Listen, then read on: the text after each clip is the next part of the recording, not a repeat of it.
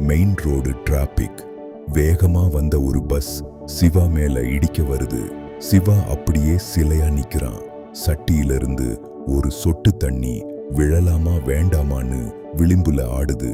சிவா மனச தேத்திக்கிட்டு கைகளை இறுக்கி பிடிச்சுக்கிட்டு மெதுவா ரோட்ட கடக்குறான். கடைசியா அந்த மலைப்பாதை காலெல்லாம் விண்ணு விண்ணுன்னு வலிக்குது. பசி வயிற்ற கிள்ளுது. ஆனாலும் விடாம நடந்து அந்த மலைக்கோவில் வாசலுக்கு வந்து சேர்றான். அந்த பெரியவர் அங்க சிரிச்ச முகத்தோட காத்துக்கிட்டு இருக்காரு. சிவா அந்த சட்டிய மெதுவா கீழே வைக்கிறான். ஒரு சொட்டு தண்ணி கூட சிந்தல.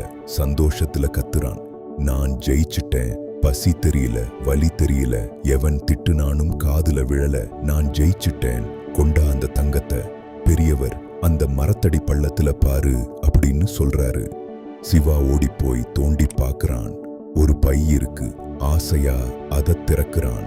உள்ள வெறும் கருங்கற்கள் தான் இருக்கு, தங்கம் இல்ல. சிவாவுக்கு ஆத்திரம் தாங்கல. பெரியவர் சட்டைய புடிச்சு உழுக்குறான். யோ பெருசு, என்ன ஏமாத்திட்டியா?